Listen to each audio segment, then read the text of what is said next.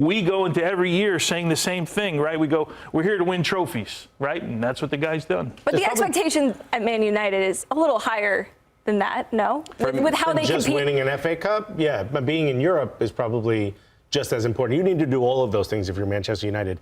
You know, finishing FA Cup's like the cherry on top. There was a period of time when people were lauding Mikel Arteta for doing the same thing 3-4 years ago in 2020 when they finished 8th and won an FA Cup. Is it that enough? You know, is the plan and the project going in the right direction?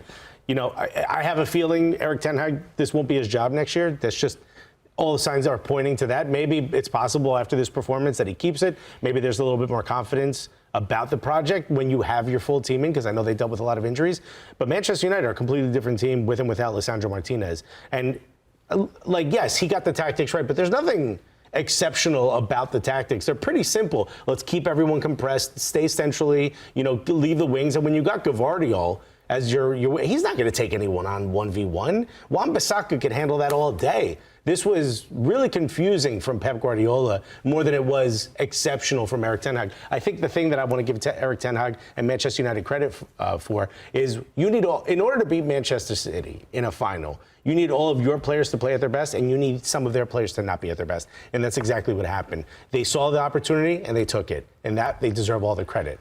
I think you get measured by what you do in the league, though, because you play every single week, sometimes 100%. Twice a week, and there's a bigger sample size there. And then at the end of the year, you can see where you really rank in the football. They didn't score a ton of goals. They didn't do things really correct. And I think at a club of Manchester United's stature, you have to get Champions League football and you have to compete in the league, and they didn't do that. Although, yeah, you could argue he won the 2 trophies, but at the end of the day, I think it's more about what you do in the league, especially at the bigger clubs. Yeah, there just wasn't enough of a consistent across the sample size of the Premier League season, enough reason to believe that this team, in a final, you can go in one-off, put together a good game plan, your players play the game of their lives, and yeah, you can get a win. Yeah, there's a temperature around Man United that we haven't seen in years, you know, and we thought it was bad after Sir Alex Ferguson, and I always go back and say, was it really David Moyes' fault in the end, right, that this is all kind of, I say this every manager that comes in, and I think Erik ten Hag,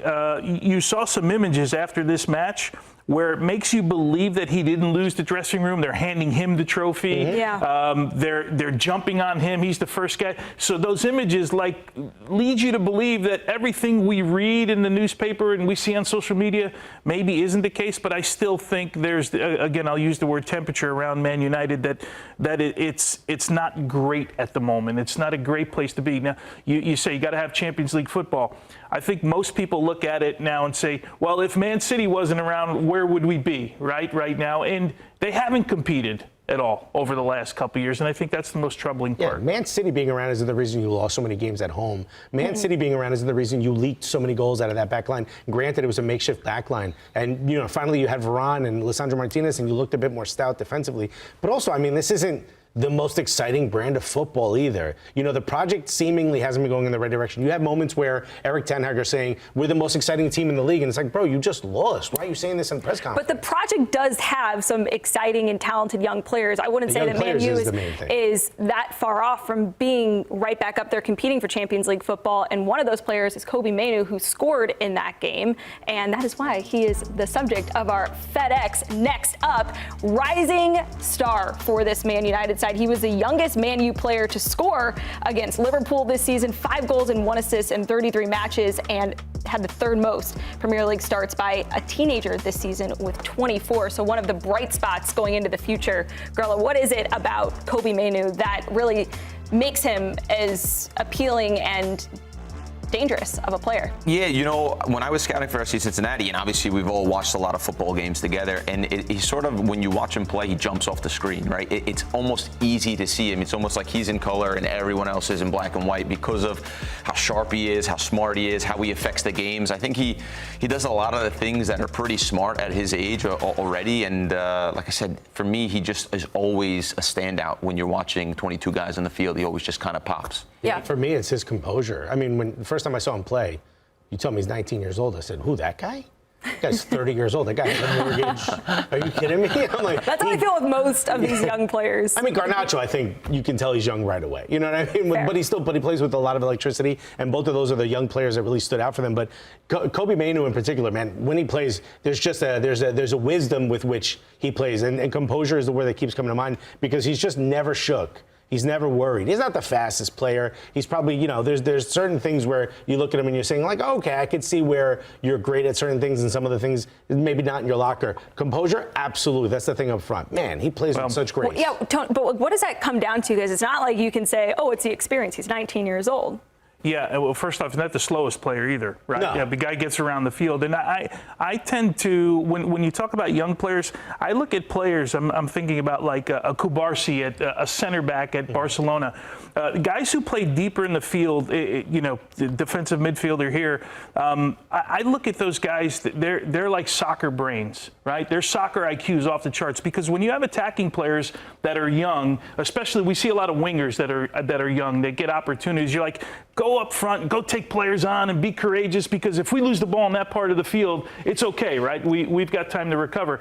I tend to think younger players that come in, their soccer IQ oftentimes is off the charts. And I look at Kobbie Mainoo as that kind of player because he plays in that deep lying position and then he gets forward in the right moments and he's calm on the ball. I think it's more difficult for deeper players because there's, I don't want to say more responsibility, there's a different responsibility where you can't make mistakes in those Your positions. mistakes mean so much more. Yeah. Plus, especially that part of the field, you need to know what's around you. It's much easier to play on one of the sides because you can keep everything in front of you. Any of those central positions are more difficult for that reason. And also, like Tony says, IQ and balance of when you get forward, you got to stay connected to the front line, stay connected to the back line because you're what keeps it all together. So obviously you have to have a big engine, which he has. So all those things are impressive. So Mainoo, Garnacho, some of the exciting pieces of this Man United side. I had a fun prompt I wanted to throw y'all's way. Man United are one blank away from challenging for a title and a spot in Champions League. $1 billion. Our $1 billion. I think we're all $1 billion away from being the best version of ourselves, Alexis. I definitely get that yacht. A number 9, maybe? One striker away? And they have Højlund. You don't like Højlund? I do, but they don't play him all the time. They don't really like him. They don't really rate him. I actually like him quite a bit.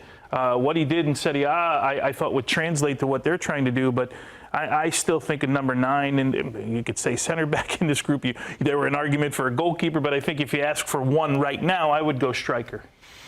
I think, again, and I've mentioned this before on shows, the triangle between ownership, whoever's signing players, and the manager has to be really tight and has to be really realistic and calculated in what they're trying to do and how they're going to accomplish it. Sometimes I think when you see clubs struggle, it's because something is off in that pyramid. Something is off with maybe what the manager wants and the alignment is not right. And I think Man United, you see the big clubs that fall into these sort of lulls and they say, oh, they're rebuilding. Man United has been rebuilding forever and they're spending a lot of money and they're constantly changing managers and not figuring it out.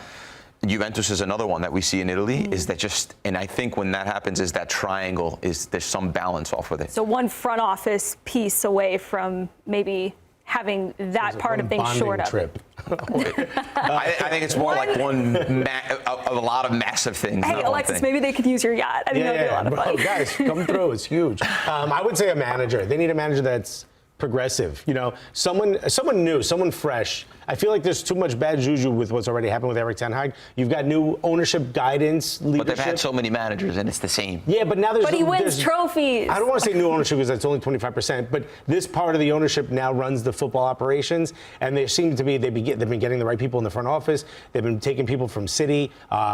They seem like a lot of the right decisions are being made. They need to make one on the touchline. They need to get a manager that understands the pieces they have and can guide them in the right direction. Erik ten Hag, there's already too many scars. You got to move on. Yeah, 8th place finish in Premier League, but they left an FA Cup for Erik ten Hag. If this is going to be the end for him at Man U, nice little way to go out. Cherry on a terrible Sunday.